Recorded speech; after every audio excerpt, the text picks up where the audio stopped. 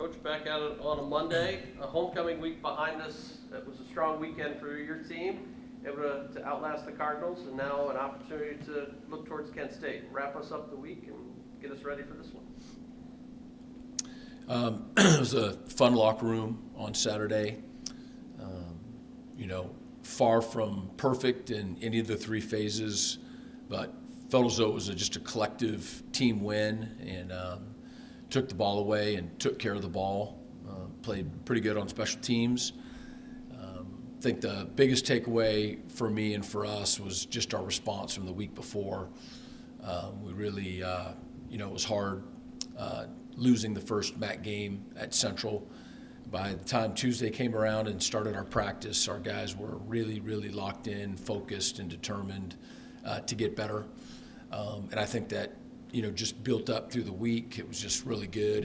And Saturday was, the result of the response, which happened, 5 or 6 days earlier. So fun to, come to the stadium 2 hours and 15 minutes before kickoff and see all the parking lots full, and awesome having former players back and seeing them. So it was a neat day. Dave Grickey, you want to lead us off?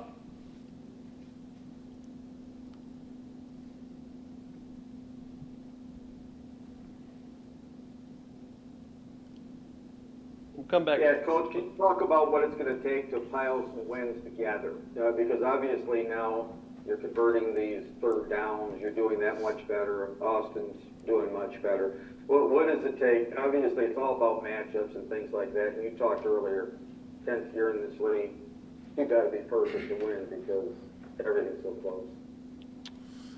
Yeah, so we have a formula for that, but we talked about it at our team meeting last night, that we have not won back-to-back wins. The regular season's halfway over. We're 6 games in, and we have not won back-to-back wins this season. So our formula to stack them is to start over, take our 1-0 approach, avoid the noise, to close the gap, and then we got to kick butt, at noon this Saturday when that time comes. But so we're in that process right now of starting over and taking it day by day. Right now, the staff is pouring through the film and coming up with plans, and our guys are getting a great start to the academic week. This is their day off, and then we have to get better.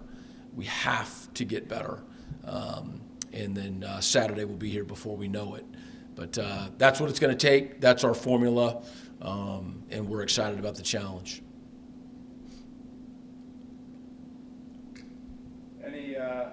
Might you use Tim Grant-Randall in some nickel defense? The guy obviously has some hands. It was a great play. It sure was. Taking the ball away, first play of the game, last play of the game, they all matter. And really, really happy for him. Records can be deceiving. Kent State's 1-5. What have you seen out of their squad? I've seen all the people that they've played, for one. When you go through it, they beat Central Connecticut at home. They lost to the UCF team that they played was just as fast a team that I've seen. They went down to Arkansas and lost.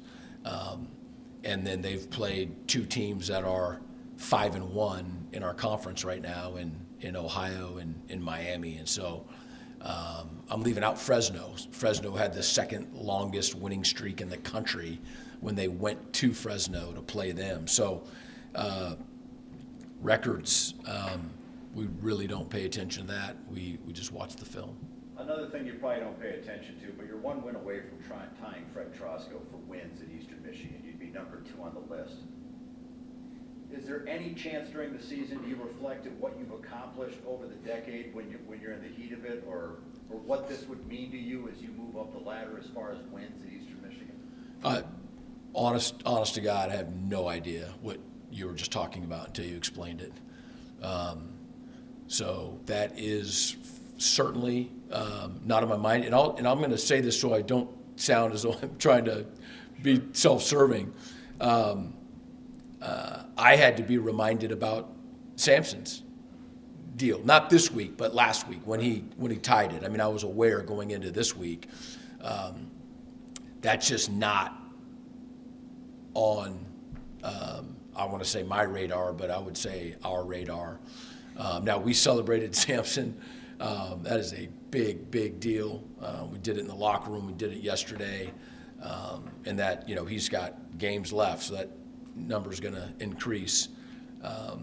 But, yeah, I probably, should be clued into, some of that stuff, but that's not what we're focused on. I know Sampson got a game ball. Did he share with the team or say anything after that game as far as achieving the record, being number one in touchdowns scored in the 132-year history of football here?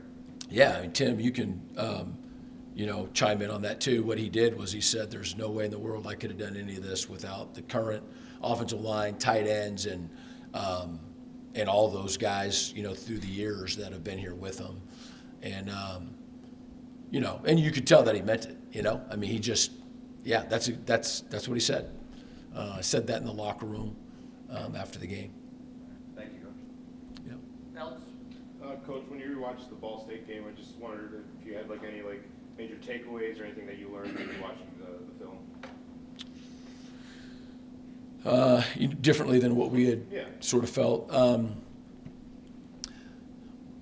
Yeah, honestly, I came away from the game feeling really good, again, about just our response and the three phases playing together, far from perfect. And I thought we played hard. I thought we wanted that game.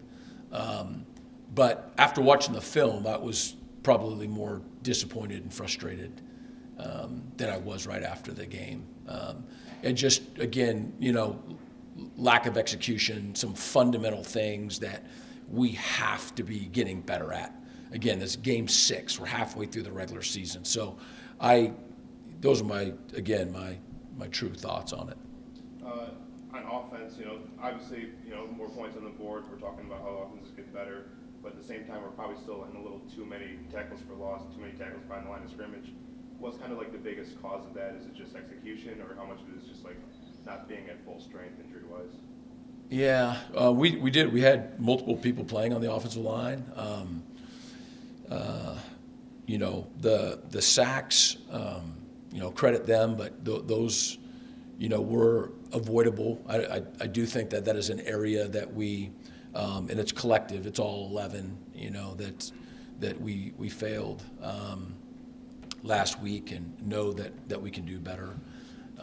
I think the other thing was just the lack of explosive plays. I mean, Holmes had the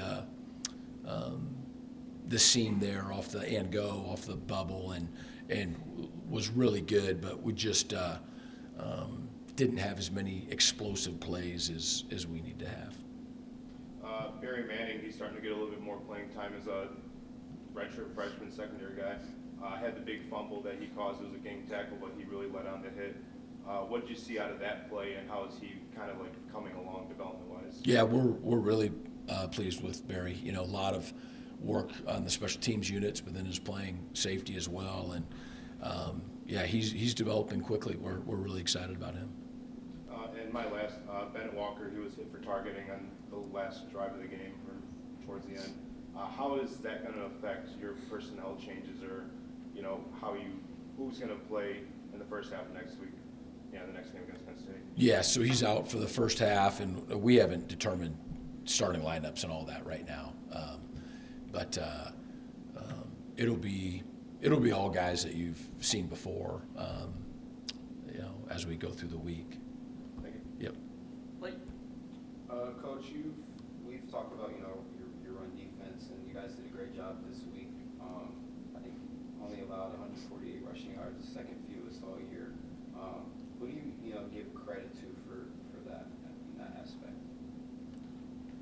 I mean, I guess everybody always wants credit, or where the credit goes. I mean, it's the scout team offense.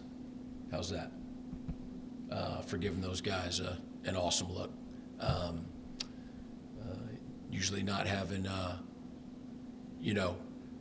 much of a breather in practice, taking every rep, and doing what the card says, what the coaches are prepared for them, and that allows our defense the opportunity to really see the looks. So I'll go with scout team offense. And then, kind of like what Alex just said, touched on the offensive line. You guys gave up, I think, 5 sacks. How do you address that going into this week? Yeah, there was one blitz in particular, that we should not have issues with that they went to that got us. And again, it's not something that's new or whatever, but we just got to spend more time to get even more comfortable with it and have some answers. We could have, again, I think when people think of sacks, they think of the offensive line, right? And the offensive line is often a part of that. But it could be the play that we were in. It could be guys not getting open. It could be the quarterback, not using the pocket or getting out of something. So there's multiple reasons why there's issues. We know what the issues are, and we'll be addressing them. And then the offense, past 3 games, haven't found a score in the fourth quarter. How do you get better in that aspect of the game heading into Kent State and as you get deeper into MAC play? Yeah. No, it's a good question. I know that for, maybe the last 6 minutes of this one, we were really trying to run clock. This 24-10, it's more about using the clock and keeping and possessing the ball than it is scoring at that point. I don't, trying to think back, missed the field goal, against Central and had driven it down there. Of course, we want to score touchdowns. And then Jacksonville, we didn't score at all. We didn't score ever. So we're still plugging away at it. I really think the best is yet to come for us offensively. But, a couple of weeks in a row now, we've found a little bit more of our rhythm.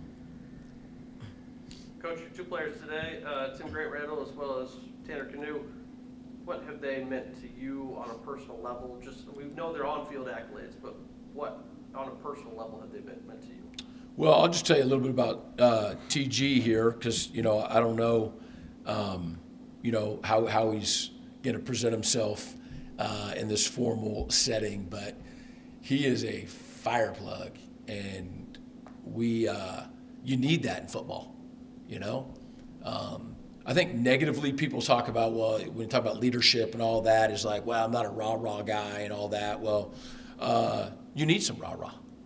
You need somebody who's going to get the team, ignite the passion that's in there and have some excitement and some life and some energy and enthusiasm. And that's one of the things that people may not know about him. You can tell by the way he plays too, but he's just got life to him. He's got spirit, he cares. Everybody on the team loves him. And he's a perfect fit for us here. So trust him and know he's developing into going to be a really, really strong leader for us. And Tanner? Yeah, Tanner, he's given his senior share now, and we had him up here in front of the team when he received the deuce at the beginning of the season. And, lots of stories about him. Most people know that he, walked onto the team and maybe was devastated more than anybody else when the 20 season was initially canceled.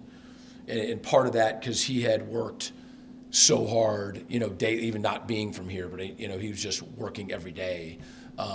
Maybe even technically when you weren't supposed to, and wanted that season so bad to be able to prove, that he was going to be a big-time contributor to our offense, and earned a scholarship, and has been just an absolute joy to coach. He's a really, really good player, and like TG, they're both even better people than they are players. Thank you, Tim. Your turn. All right, man. Let him rip. Now you're going to be all soft-spoken and shy after all that. Good deal.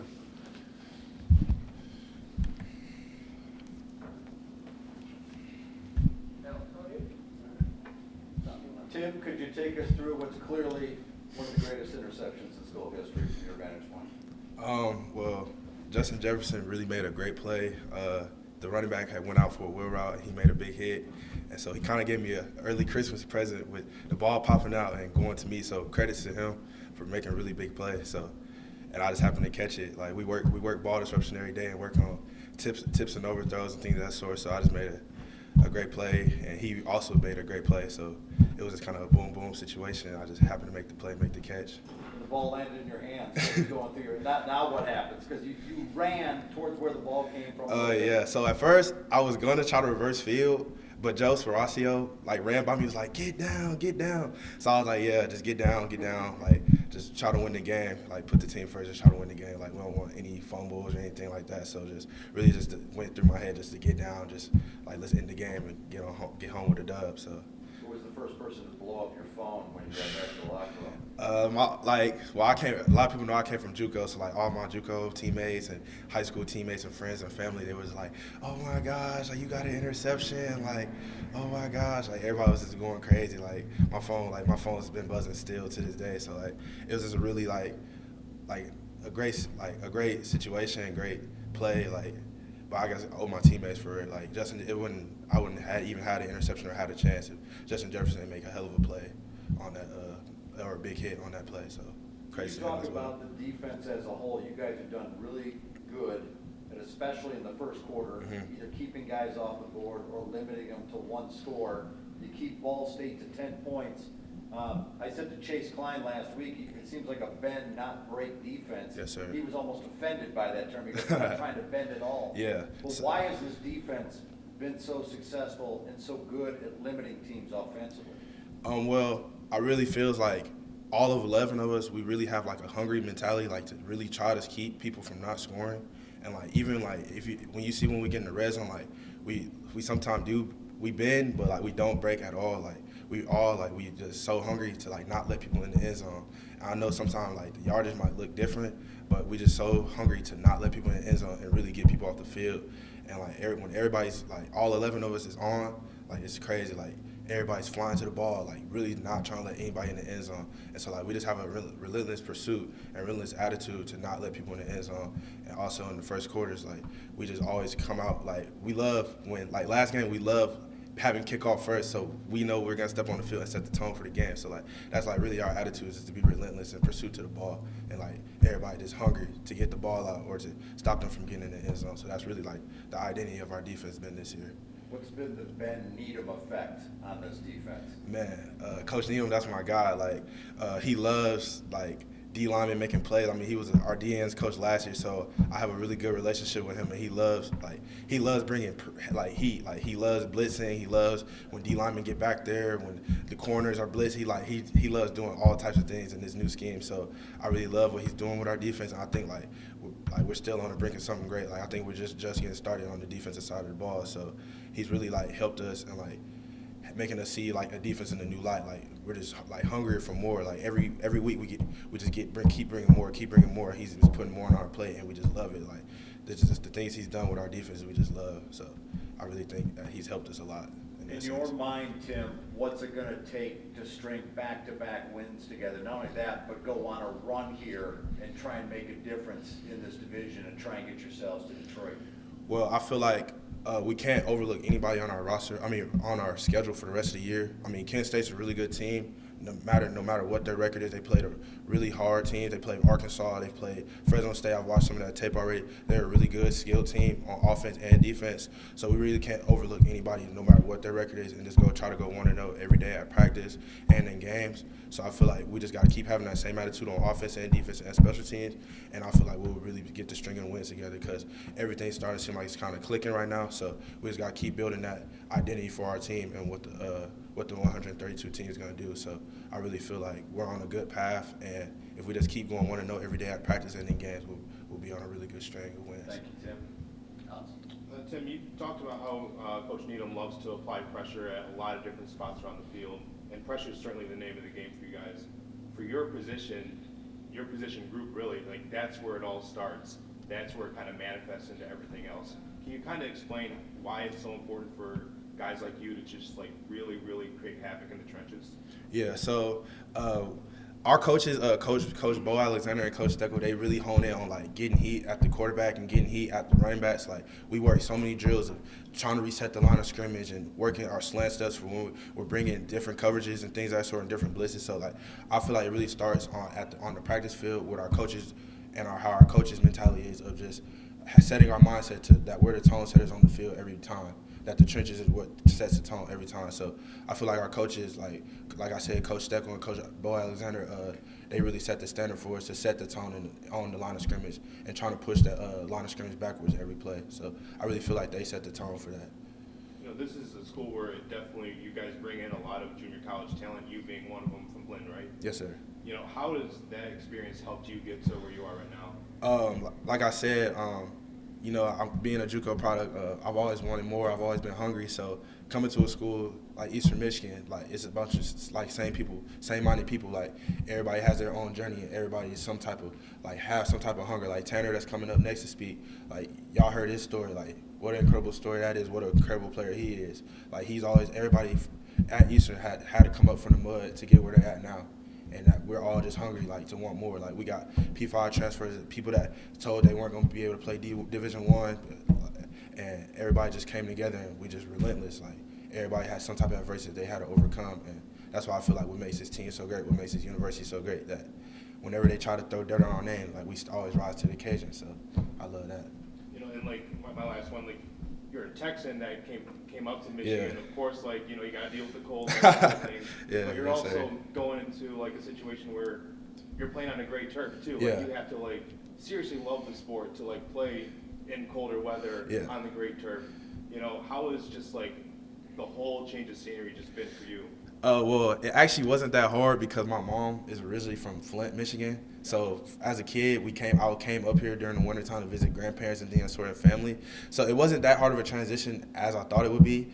But the great turf was kind of crazy. Like playing on it for my first game in 2021, I was like, wow, like I'm playing on great turf. So now like it's used to it now because we practice on it, we scrimmage on it, and then we play games on it. So like going to play people at other places when they have green turf is kind of weird now. Like going to when we went to Central, I was like, dang, we playing on green turf again. It's kind of weird now, like, 'cause I see so much gray. So, I mean, it's a cool experience, especially, like, being able to play in a different scenery and playing up north. Like, it's crazy, like, where life can take you. So, it's just a great experience, for real. Quick follow-up.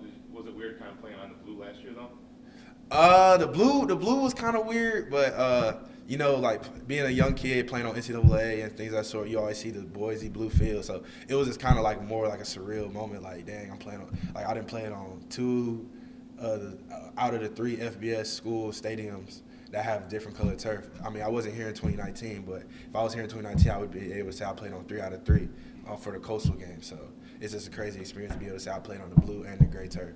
So it's just a great experience. I want to touch, a little bit more on your journey, being, the JUCO product. That's a grind, and it's an everyday, battle. Yeah. Talk kind of a little bit about your journey, that experience, and where you are right now. Is that somewhere, you pictured yourself maybe 3 years ago, 5 years ago, whatever? Well, originally when I went to Blinn out of high school, I'm a Texan, so I was expecting just to go to a school in Texas or stay kind of down south. But when the opportunity to visit Eastern Michigan came, me and my mom jumped on it immediately. Like my mom came on my unofficial visit here, and this is when Coach Knue was here. He was one of the first coaches to recruit me. And so talking to Coach Creighton and just talking to all the other coaches, like my mom fell in love with it. And when my mom loves you, like, I love you. So it was just kind of like an instant connection.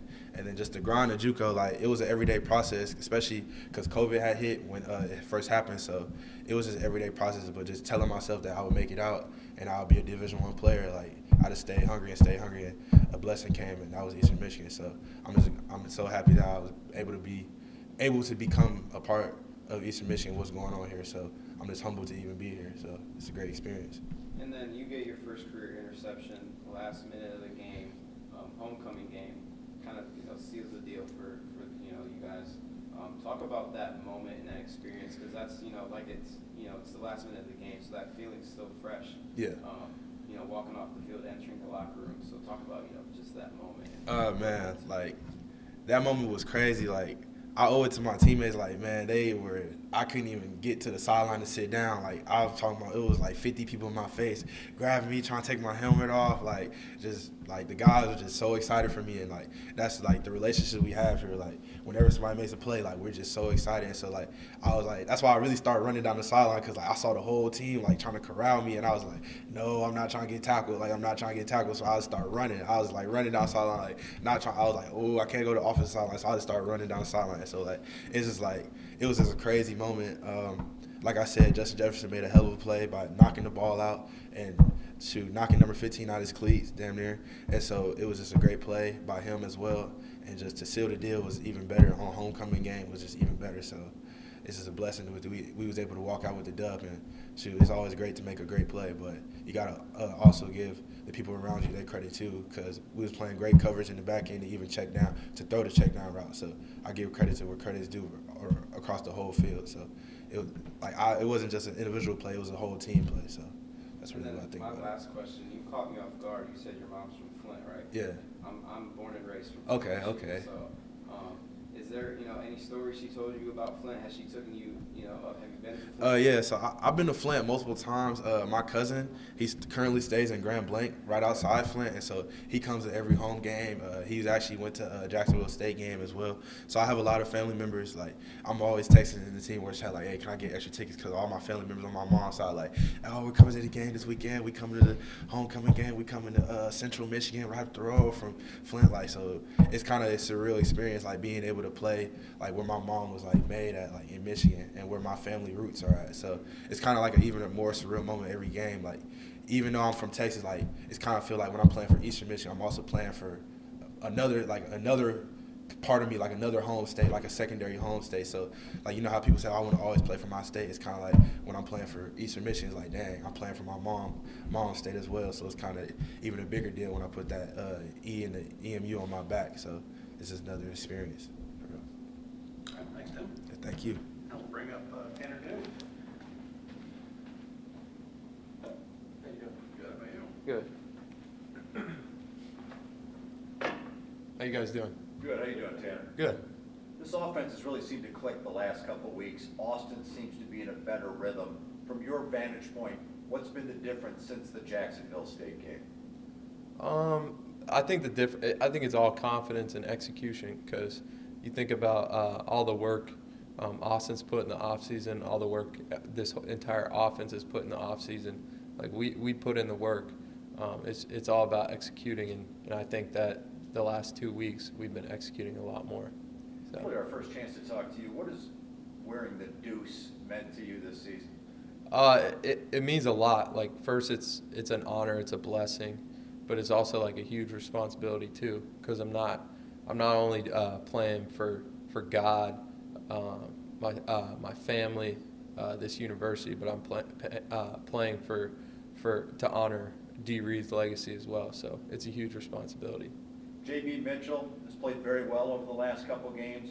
How does that help you offensively, and as a whole, how does that help the offense open things up? Yeah, so first off, like I said, the entire offense has put in so much work this offseason, and that goes, that's consistent with JB. Like, he put so much work. His touchdown catch, you sit after every single one of our practices. He practices that catch every single day. So he's been a huge help to the offense, and I'm super proud of him. And he's just going to get even better and better every single game. So I'm super excited for him.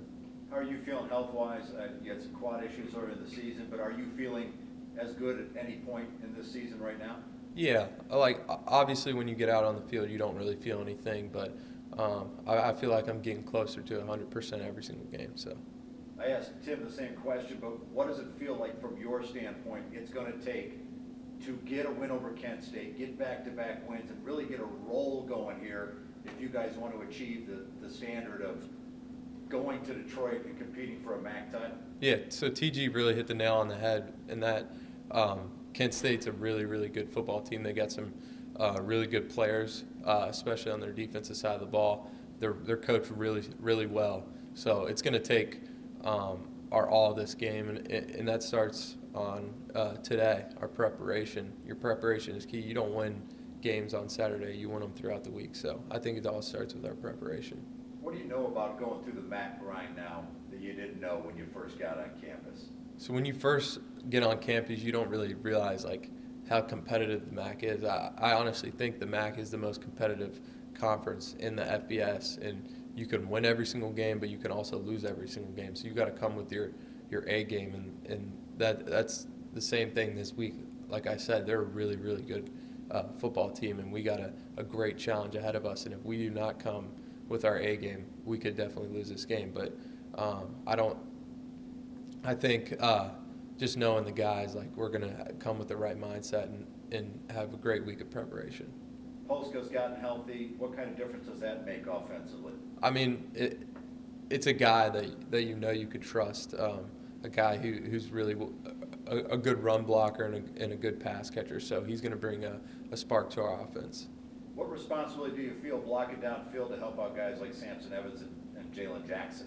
It's a huge responsibility because those guys, they're both extremely good running backs, and you never know where they're going to be running, and you never know which one's going to pop. So every single play, you gotta be on your A game because those are two really good football players, and as a receiver, you gotta take pride in the run game, and that's something that I'm taking steps and getting better in the room as well. So.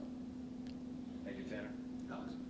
Tanner, obviously a lot of change in the wide receiver room. We've kind of talked about in the spring, and at that point you had told me, hey, but we still got some other guys that are coming up. Just wait till you see. Just wait till you see. Now that you see, Hamza kind of, go off, JB also go off. He had his first career touchdown last week. What's it kind of been like through your perspective, watching them like finally get their turn and finally make some plays out there in the gray? I mean, it's awesome. Hobbs, I'm super proud of him. I'm super proud of JB because I see the work that they put in every single day. Most people only really see what happens on Saturday, but I see what the work they put in every single day, and they've earned every single thing they're getting and everything they're going to get this season. So super proud of them. Leading into the season, what were some things that you were kind of trying to work on to improve your game on and off the field? The first thing is being a leader. I've always been a guy who's kind of kept to myself, just worked hard, but trying to impact other people.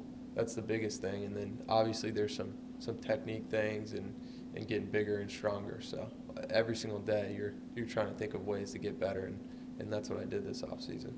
I had a bird tell me once that over the summer you had a personal goal of not complaining. Do I have that right? Yeah, it was because that's another thing, being like a leader and an older guy on this team. I still remember back when I was a freshman, and you'd hear the older guys complain here or there, and honestly, those memories have stuck with me. Those guys have been great mentors to me, the older guys, but just there's a few occasions where I heard them complain, and I was just I don't really want to rub off on the younger guys, and I want to be a kind of a positive example for people, and even for myself, you don't really want to complete a negative thought and even let that out your mouth. So I think it's just been something new I've been working on. Is that just has that kind of mindset kind of caught on with your team? It's kind of still a yeah, thing? I think I think the team's mindset's kind of gotten better and better every year I've gotten here. But yeah, I mean, obviously there's going to be a few guys complaining here or there, but I think it's a great team with a great mindset. So is it because it's not just a football thing where teammates can complain about what's happening, what's not happening, this, that, and the other, but yeah, in life too, you walk outside, we can complain about anything. How hard is it, or how do you kind of balance keeping that mentality throughout your everyday? I mean, I'm a firm believer in how you do everything is how you do anything. So I feel like if you're not, things will bleed over in your life. So my main thing was I complain, but I'd always work hard and try and get the job done. But I'd complain about it, but it was just a bad mindset and a bad example for the younger guys. And then you kind of think about later on in your life, you don't really want to be a husband or a father who's complaining all the time. Like, you want to set a good example for them. So why would I wait a few years from now to start that? And why wouldn't I start it right now and be a positive example for this team? So. Right, thank you. And then I want to talk about, just your journey. You walk on here at Eastern Michigan, you get a scholarship, you burst onto the scene last season, and now you rock the deuce.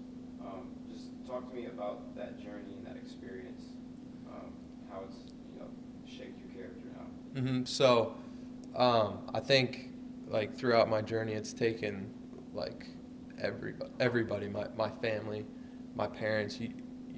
I'm lucky and blessed to have, like, parents who could let me go to college without being on scholarship, and that was, like, just financially, that's an unbelievable thing. And then you think about, like, emotionally, how, like, they've been the rock for me, like, throughout all my ups and downs being here, and I give so much thanks to them. I give thanks to God. I give thanks to my teammates, some guys who sit in this room every single day, and then you think about the alumni who you just kind of just sit and watch, and how they do things and how successful they are, and how they'd give you some confidence boosters and stuff like that. And then I think about all my coaches and how unbelievable they've been to me, because not at every place, like, walk-ons get treated with respect, and I know here we get treated with respect, and that's something that I can, like, I'm so thankful for, is being given an opportunity, because some people aren't given an opportunity. And now you guys, sit at 3-3. You guys got Kent State coming up, who's always tough. What's kind of the mindset of the team and in the locker room to get past Kent State as you go in deeper to MAC play and try to get to Detroit? The mindset of the team is to go 1-0, and like I said earlier, it all starts with preparation, and that starts today and tomorrow, and stacking days, and then so we can stack a win, because we got a really, really good football team ahead of us. So.